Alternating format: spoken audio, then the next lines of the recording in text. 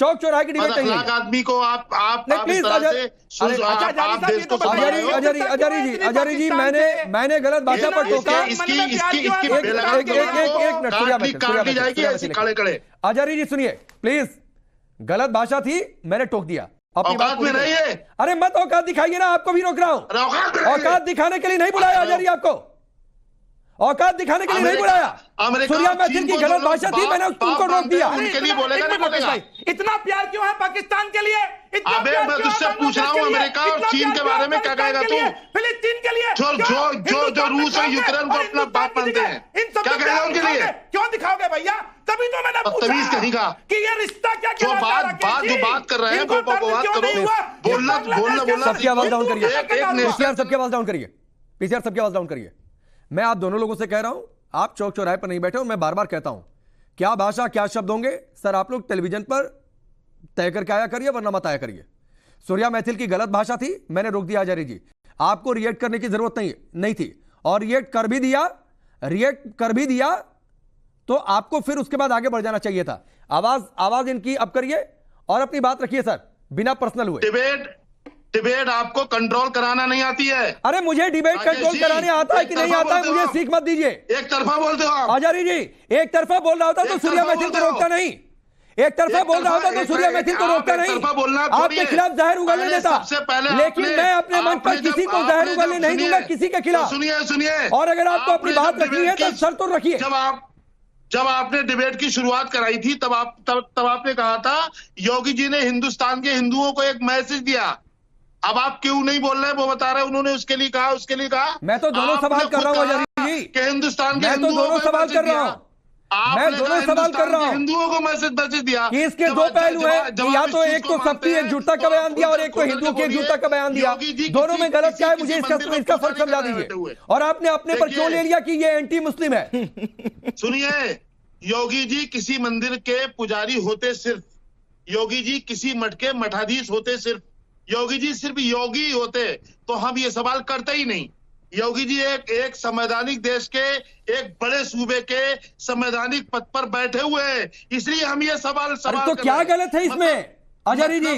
आप इसे अपने पर क्यों ले रहे हैं कि एंटी मुस्लिम है? आ रहा हूं दूसरे समाज के खिलाफ भड़काना क्या है, गलत नहीं है क्या? अरे पांडे जी, साध्वी प्रज्ञा, ये भड़काने वाली बात कैसे होगी? आपको गलती लग रहा है? मतलब प्रधानमंत्री बनने का इतना बड़ा शौक है अजहरी जी, क्या रुकिए। साध्वी प्रज्ञा, इसमें भड़काने वाली बात क्या थी? एकजुटता की बात करना भड़काना होता है रहे हो मुसलमानों के या ये देश डाउन करवा दीजिए। देश के दो टुकड़े नहीं हुए बट्टे पर।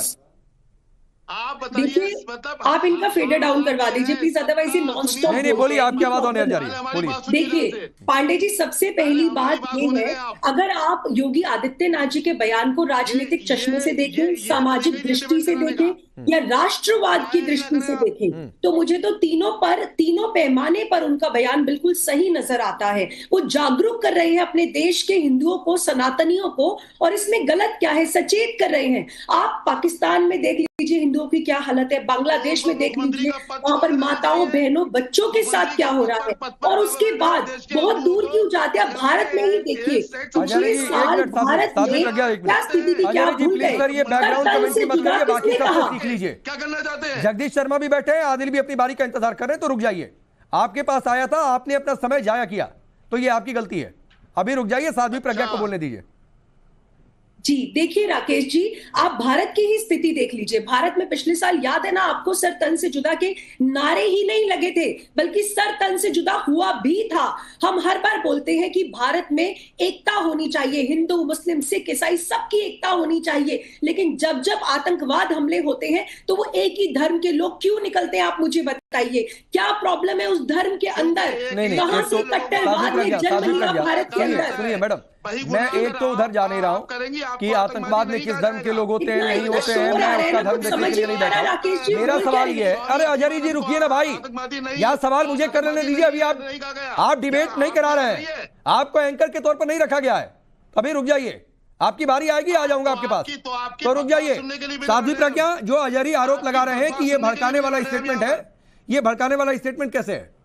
देखिए ये भड़काने वाला स्टेटमेंट बिल्कुल भी नहीं है राकेश जी। उन्होंने राष्ट्र की एकता की बात की है, राष्ट्र की एकजुटता की बात की है, हिंदुओं की एकजुटता की बात की है, तो उसमें क्या भड़काना है? It is very normal. जो समाज का जो सिनेरियो है इस समय, जो इस समय विश्व के हालात बन रहे हैं, और अगर उन्होंने आह्वान किया है कि हिंदू एकजुट हो जाए राष्ट्र के हित के लिए, तो मुझे नहीं लगता इसमें कोई भड़काने वाली बात है। आप बताइए, भड़काना तो तब कहेंगे ना जब सर तन से भड़काने वाली कोई बात नहीं है, फिर अजहरी भड़क क्यों रहे हैं?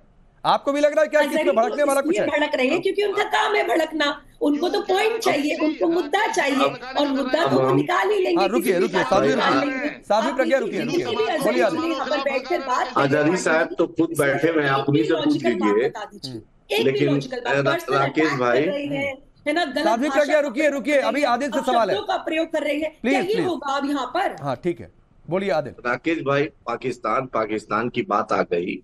पाकिस्तान तो मोदी गए थे नवाज शरीफ के घर में बिरयानी खाने, जिन्ना के मजार पे अडवाणी गए थे अगरबत्ती जलाने, अजहर मसूद को कंधार अजहर मसूद को कंधार जाके किया था, तो क्यों आप, अच्छी बात है आप एयर स्ट्राइक किए थे, तो बिरयानी नवाज शरीफ के क्यों खाने गए? बिरयानी आप क्यों जाकर जिन्ना के मजार पे अडवाणी गए? अपनी जानकारी अपडेट करो माननीय प्रधानमंत्री जी।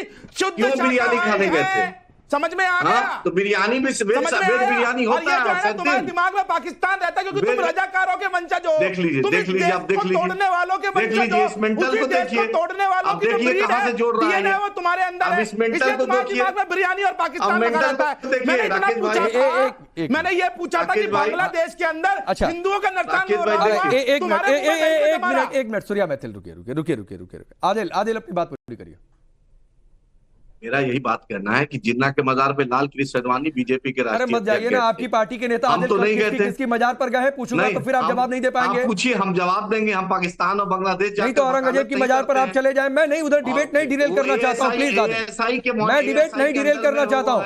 मैं पूछ रहा हूँ ये भड़काऊ है कि नहीं आपके हिसाब से? आपकी पार्टी के नेता भी आगे कह रहे हैं बाट कौन रहा है, काट कौन रहा है, एनकाउंटर कौन कर रहा है? सुनिए, इनकाउंटर कराने में, मुसलमानों के साथ दलितों के साथ भेदभाव करने में, बाजब्ते ऑन कैमरा उन्होंने कहा मुस्लिम यादव को हटाइए। विधानसभा में कहा 16 एक्यूज का नाम था, सारे मुस्लिम को कह दिया, सिर्फ नाम लिया। नहीं सारे मुस्लिम यादव को कह दिया। सुनिए, योगी आदित्यनाथ से पूछिएगा कि जो मठ मिला है जो गोरखपुर में, उसमें मुसलमानों ने भी दान दिया। योगी आदित्यनाथ से मुसलमान दान देते नहीं है वहां पर, समझ में आ गया? वहां से चिकित्सालय से वहां पर दवाइयां लेके जाते हैं मुसलमान, वहां की गौशाला से दूध लेके जाते हैं मुसलमान। नहीं मैं उधर, अरे सुनिए ना, गोरखनाथ मंदिर में किसने दान दिया नहीं दिया, इस पर थोड़ी नहीं डिबेट है आदिल। मैं आपसे सवाल पूछ रहा हूं, आप हर बात को मुस्लिम यादव पर क्यों लेकर जाते हैं? और अगर कोई अपराधी है तो उसमें भी उसका धर्म देख लेते हैं। आप जय फिलिस्तीन का नारा लगा दे तो ठीक है, यहां कोई एकता की बात कर दे तो कहते हैं कि ये तो एंटी मुस्लिम हो गया। राकेश भाई, अगर आप ही बोलिए योगी आदित्यनाथ की जगह हम बोलते थे पूरे मुसलमानों एक हो जाओ, तो आज क्या होता? आपने तो सर 15 मिनट की धमकी दे दी थी आपके नेता ने, कोर्ट ने दे दो 15 मिनट के लिए हमें, फिर देखो क्या होता है।